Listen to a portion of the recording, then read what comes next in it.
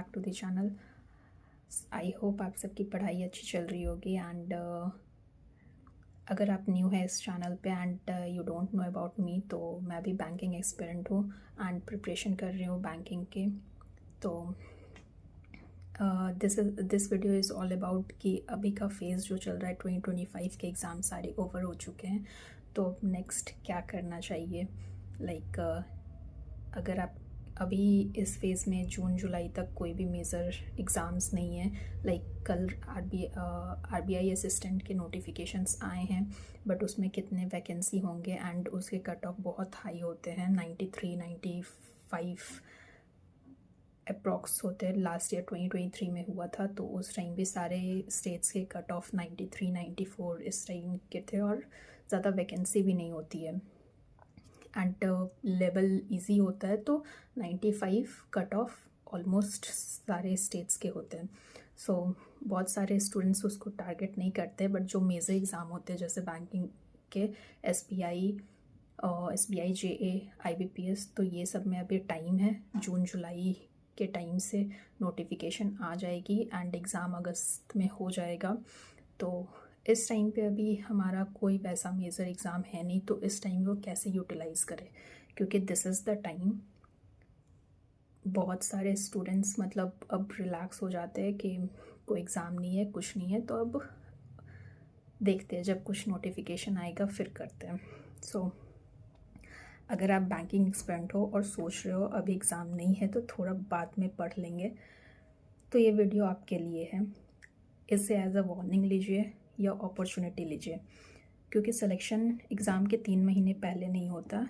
इस शांत फेज़ में जो अभी शांति वाला है, जो कुछ बच्चे बहुत ज़्यादा रिलैक्स है एंड इसमें कुछ जो कर जाएंगे, जो कंटिन्यूस करते रहेंगे, क्योंकि banking exam is not about speed, this is about consistency कि आप कितने कंसिस्टेंट हो। अभी भी इस टाइम पे भी जब सारे एग्ज़ाम्स ओवर हो चुके हैं, तो आप रिलैक्स बैठे नहीं हो किसी नोटिफिकेशन के वेट में, आप अभी भी कंसिस्टेंसी कर रहे हो।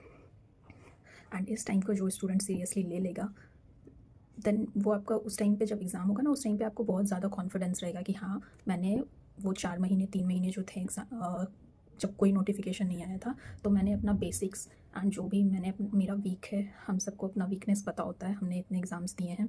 अगर आप न्यू हो तो आप टेस्ट करो, उसके लिए मैं अलग से वीडियो बनाऊँगी न्यू के लिए। बट अगर आप रिपीटर्स हो तो आपको पता है कि आप कहाँ लैग कर रहे हो और क्या चीज़ में आपकी प्रॉब्लम हो रही है। प्री में आप कहाँ लैग करो, मेंस में कहाँ लैग कर रहे हो, तो दिस इज़ द टाइम आप बहुत अच्छे से उसे यूटिलाइज़ कर सकते हो। सो हमारा अभी क्या हो जाता है, सबसे बड़ा वीकनेस कि कंफर्ट जोन, हम अपने कंफर्ट जोन में आ जाते हैं कि चलो अभी कोई एग्ज़ाम नहीं है, अभी एग्ज़ाम में बहुत टाइम है, जब आएगा कुछ दिन बाद पढ़ लेंगे, कुछ दिन बाद, वैसे करते करते टाइम कब निकल जाता है हमें कुछ पता नहीं चलता है। तो दिस इज़ द टाइम कि हमें अपनी स्पीड रेगुलर मेंटेन करनी चाहिए। पजल्स, रीजनिंग, ट्रिक्स जो है, जो हमने लास्ट टाइम गलती किया, उन सब पे हमें अभी फोकस करना चाहिए। तो जो अगर न्यू है तो क्वांट के लिए कैलकुलेशन प्लस कॉन्सेप्ट, अभी वो टाइम है कि आपके जैसे रेशियो प्रोपोर्शन आपको नहीं आता, प्रोबेबिलिटी नहीं आता, तो उस टाइम पे हम क्या करते हैं कि हमें लगता है कि अब टाइम नहीं बचा है, एग्ज़ाम्स जब आ जाते हैं तो वो एग्ज़ाम के टाइम पे वो होता ही नहीं है कि बेसिक क्लियर करने का। दिस इज़ द टाइम कि आप बेसिक क्लियर कर सकते हो, और उस टाइम पे तो बस एग्ज़ाम देना होता है और इतने सारे लाइंड अप एग्ज़ाम होते हैं ना, आप किसी के लिए प्रिपेयर नहीं कर पाते हो, क्योंकि उस टाइम पे सच में ऐसा लगता है कि नेक्स्ट वीक एग्ज़ाम है, तो उस टाइम आप कुछ इंप्रूव नहीं कर पाते हो। जो इंप्रूवमेंट होती है अभी ही होती है।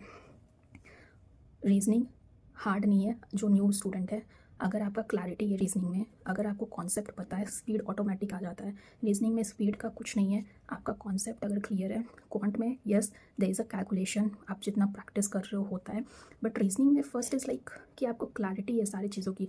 जैसे आपको सिलॉक्स आता ही नहीं है बनाना, तो आप कहाँ से उसमें बोलोगे कि मुझे मतलब स्पीड का है। तो सिलॉक्स अगर आप एक बार सीख जाते हो तो वहाँ पे बहुत ज़्यादा स्पीड हो जाती है, फिर कुछ सोचना ही नहीं है।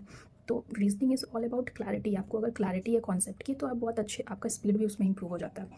एंड देन इंग्लिश के लिए तो डेली हैबिट करना होगा कि डेली हैबिट पे अभी रीडिंग और एक मॉक, या फिर आप आरसी करो, क्योंकि आरसी मेंस के लिए बहुत ज़्यादा इंपॉर्टेंट होता है। एंड अभी जैसे 10-12 घंटा ज़रूरी नहीं है, 5-6 घंटे भी आप कर रहे हो, या 4 घंटे भी कर रहे हो, एक एक सब्जेक्ट को 1-1 घंटे भी दे रहे हो, अपने बेसिक्स पे वर्क कर रहे हो। लाइक मेरा मुझे पता है क्वांट में मुझे क्या करना है, इंग्लिश मुझे इम्प्रूव करना है, तो मैं अभी तो वही करूँगी इस टाइम पे कि अपना क्वांट का सारा मेंस डीआई फोकस करूँगी एंड टॉपिक बेस्ड डीआई, क्योंकि कुछ कुछ टॉपिक है जैसे ट्रेन, मुझे वो नहीं पड़ता है, बट पल्ले प्रोबेबिलिटी, मेंसुरेशन, ये 4 टॉपिक मैं बहुत अच्छे से क्लियर करूँगी कि ट्रेन से क्या होता है ना, ट्रेन से क्वेश्चन आते ही आते ही वो एक ऐसा है टॉपिक की मेंस में क्वेश्चन आपके वहाँ से बनते ही हैं, और सामने आपको दिख रहा है कि ये इजी क्वेश्चन है एंड आपको पता ही नहीं कॉन्सेप्ट, तो आप वो छोड़ के आते हो। सो ये है, मैं अपना वही इस बार क्वांट बहुत अच्छे से क्लियर करने वाली हूँ अभी, एंड रीजनिंग भी डेली रीडिंग और मॉक्स दूँगी, वो मैं आपको शेयर करती रहूँगी अपने। एंड अभी अगर आपका मन नहीं भी कर रहा है पढ़ने का, फिर भी आप रेगुलर थोड़ा हैबिट में लाओ कि लाइक कुछ नहीं कर रहा है तो मॉक दे दो। मॉक से क्या होता है, आप अपने ख़राब मार्क्स देखोगे ना तो आपको खुद ब खुद लगेगा कि मैं इतने पीछे हूँ। एंड क्या होता है ना कि हम लोग हर 50 डेज़ में अब हम लोग क्या देखते हैं, हमारा सिलेक्शन नहीं हुआ, let's go back to the toppers और सेलेक्टेड स्टूडेंट्स जिनका सिलेक्शन हो गया है, उनके स्ट्रैटेजीज कॉपी करते हैं। ये सबसे बड़ा मतलब फेलियर है, क्योंकि आपको पता है आप कहाँ स्टैंड कर रहे हो, टॉपर्स को पता था वो कहाँ स्टैंड कर रहे हैं, आप उनके स्ट्रैटेजीज कॉपी करके फिर अपना सारा जो रूटीन है, जो भी आपका सारा चीज़ है, उसे चेंज करके आप किसी और पे शिफ्ट कर जाते हो। जैसे टीचर होते हैं तो हम ऐसे ही स्विच करते रहते हैं लोगों के स्ट्रैटेजीज देख देख के, आप देखो कि कहाँ क्या लैक कर रहे हैं, क्या कर रहे हैं, बट एक टीचर को पकड़ो, उन्हीं को फॉलो करो और उन्हीं पे कांस्टेंट रहो, क्योंकि आपको बेसिक क्लियर करना है, अपना करना है। क्वेश्चंस, हाँ आप सबके क्वेश्चंस ले सकते हो यूट्यूब से, सारे के ले सकते हो कि अभी क्वेश्चंस कुछ कर रहे हो तो वहाँ से जाओ, सॉल्व कर सकते हो वो सब क्वेश्चन और टेस्ट कर सकते हो कि मैं कहाँ पे हूँ, बट एक सब्जेक्ट के लिए 3-4 टीचर मत करो। तो बस यही था कि this is the high time कि आप इस टाइम को बहुत अच्छे से यूज़ कर सकते हो अपने लिए, आने इस 3 से 4 महीने को इतने अच्छे से यूज़ करो कि आने वाला टाइम आपका, आप कॉन्फिडेंट रहो। मोस्टली यही होता है कि आप कॉन्फिडेंट रहो उस टाइम ना लगे कि मेरा ये चैप्टर नहीं हुआ है, ये कॉन्सेप्ट वीक है, ये मुझे नहीं आता है। So that's it. If you are new to this channel, please do subscribe, and if you have suggestion you can comment. So that's it, all the best, and please use this time. Thank you.